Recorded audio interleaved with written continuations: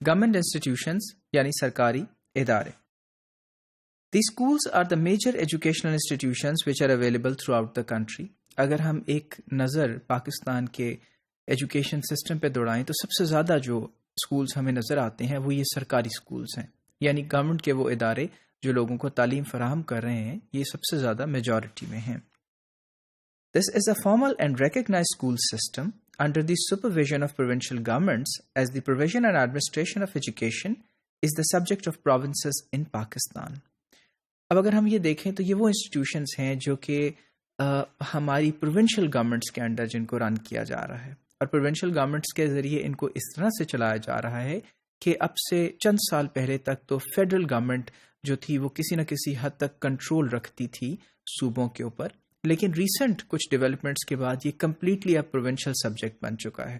یعنی پروونسز جو ہیں وہی ان ایجوکیشن سسٹمز کو چلانے کے جو ہیں وہ متحمل ہیں، اور اس طرح سے ہیں کہ انہیں بجٹ اور فنڈز ایلوکیٹ کر دیے جاتے ہیں، اور پھر وہ خود مختار ہیں کہ وہ تعلیم کو کس طرح سے عام کرتے ہیں، کس طرح سے اس کے سسٹم کو چلاتے ہیں، اس کی ایڈمنسٹریشن، اس کی پروویژنز، اس کی ہائرنگ، وہاں پہ لوگوں کو کس طرح سے رکھنا ہے، کہاں بلڈنگز بنانی ہے، یہ سب کچھ جو ہے یہ پروونسز کا کام ہے.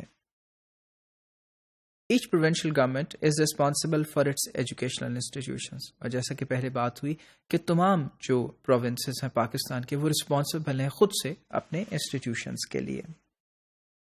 The schools are run by the government through their employees. اور اسکول جو ہیں انہیں گورنمنٹ اپنے امپلائیز کے ذریعے رن کرتی ہے. کس طرح سے کہ ایک تو وہ امپلائیز ہیں جو ڈائریکٹ امپلائیز ہیں، جس طرح ہمارے ٹیچرز ہیں یا سٹاف ہے جو اسکولس کے اندر ہیں جنہیں ہائر کیا جاتا ہے پڑھانے کے لیے. لیکن دوسری طرف جو اس کی ایڈمنسٹریشن ہے وہ بھی پروونشل گورنمنٹ ہی کر رہی ہے. جس طرح اگر ہم پنجاب کی بات کریں تو جو پروونشل سول سروسز ہیں، فیڈرل کے جو لوگ ہیں جو پروونسز میں آ کے کام کر رہے ہیں، وہ سیکریٹریٹ کے ذریعے ان کالجز، یونیورسٹیز اور اسکولس کو کنٹرول کرتے ہیں. سو تمام سسٹم جو ہے وہ پروونسز کے اپنے امپلائیز کے تھرو ہی رن کیا جا رہا ہے. In more sparsely populated areas, the parents have only two choices, either to send their children to government schools or to religious educational institutions called madrasas.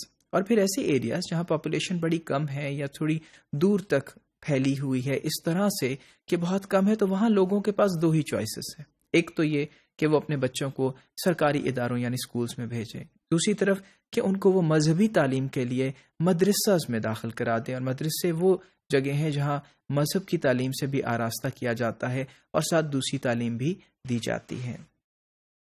In government schools education is free of cost and students are provided with text books.